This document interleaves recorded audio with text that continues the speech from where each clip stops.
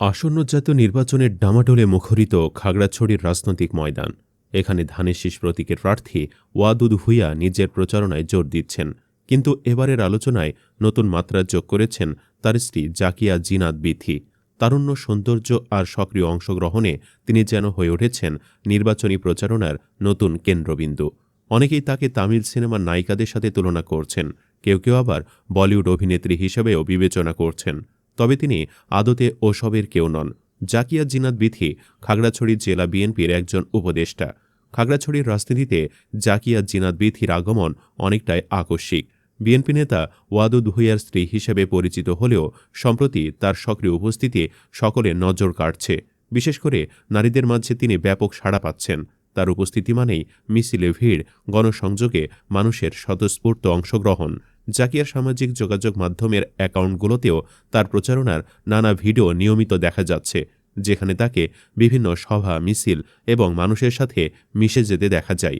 রাজনৈতিক বিশ্লেষকদের মতে জাকিয়ার এই সক্রিয়তার পেছনে একটি কৌশল কাজ করছে।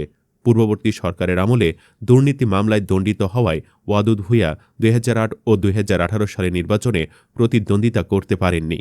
তাই ২০২৪ সালে নির্বাচনেও এমন কোনো পরিস্থিতির আশঙ্কা থেকে রাজনৈতিক শূন্যতা পূরণের কৌশল হিসেবেই ওয়াদুদ ভূঁইয়া তার স্ত্রীকে রাজনীতিতে এনেছেন বলে ধারণা করা হচ্ছে।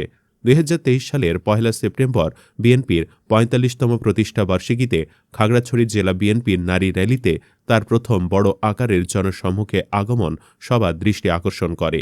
আর সাম্প্রতিক সময়ে নিজের প্রচারণায় সাবেক সংসদ সদস্য ওয়াদুদ ভূঁইয়া মনে করিয়ে দিচ্ছেন ২০০১ থেকে ২০০৬ সাল পর্যন্ত তার সংসদ সদস্য থাকার সময়কার উন্নয়নমূলক কাজগুলো। তিনি জোর দিয়ে বলছেন, এলাকার মানুষ তাকে অপরিচিত ভাবে না, বরং তার অতীত কাজের জন্য ১ মিনিটেই তাকে চিনতে পারে। দীর্ঘ ১৭ বছরের রাজনৈতিক জীবনে জেল জুলুম সহ্য করেও তিনি কখনো তার দলের কর্মী বা সাধারণ মানুষের পাশে থাকা ছাড়েননি। তার প্রতিশ্রুতি, নির্বাচিত হলে খাগড়াছড়িতে সকল সম্প্রদায়ের জন্য সমান অধিকার প্রতিষ্ঠা করা হবে, মেধাভিত্তিক চাকরির সুযোগ তৈরি হবে এবং নতুন কর্মসংস্থান সৃষ্টি হবে, যেখানে ঘুষের কোনো স্থান থাকবে না।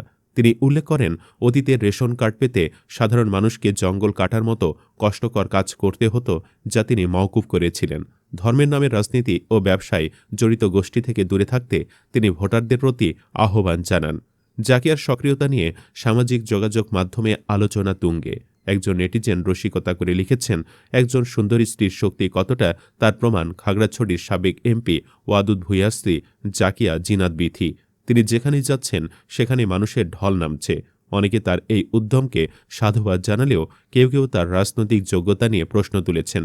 তবে জাকিয়া এই জনপ্রিয়তা বেশ উপভোগ করছেন এবং সেগুলোর ভিডিও সোশ্যাল মিডিয়ায় শেয়ারও করছেন। তবে এই তারকা খ্যাতির একটি নেতিবাচক দিকও আছে। জাকিয়ার ছবি ও নাম ব্যবহার করে একাধিক ভুয়া ফেসবুক প্রোফাইল ও পেজ তৈরি হওয়ায় তিনি সাইবার হয়রানির শিকার হয়েছেন।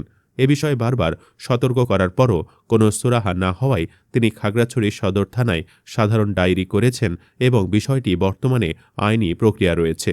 অনেকের বিশ্বাস, জাকিয়া দ্রুতই বিএনপিতে একটি গুরুত্বপূর্ণ স্থান করে নেবেন এবং তার স্বামীর আসনে না হলেও ভবিষ্যতে অন্য কোনো আসন থেকে সংসদ সদস্য হিসেবে প্রতিদ্বন্দ্বিতা করতে সক্ষম হবেন।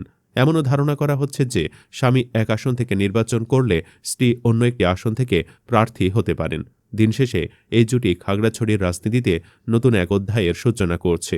তবে জাকিয়ার মতো একজন জনপ্রিয় মুখ কি কেবল রূপ আর পরিচিতি দিয়ে রাজনীতিতে টিকে থাকতে পারবেন, নাকি তার সত্যিকারের রাজনৈতিক অভিজ্ঞতা ও যোগ্যতা আছে? এ প্রশ্ন এখন খাগড়াছড়ির সাধারণ জনগণের মুখে মুখে। বন্ধুরা, খাগড়াছড়ির এই নতুন রাজনৈতিক সমীকরণ নিয়ে আপনার কি মতামত? জাকিয়াকে কি আপনি যোগ্য মনে করেন? মন্তব্যের ঘরে আপনার মূল্যবান মতামত জানাতে ভুলবেন না। ভিডিওটি ভালো লাগলে একটি লাইক দিন, বন্ধুদের সাথে শেয়ার করুন এবং এমন আরও বিশ্লেষণমূলক খবর পেতে আমাদের চ্যানেলটি সাবস্ক্রাইব করে পাশে থাকুন। ধন্যবাদ।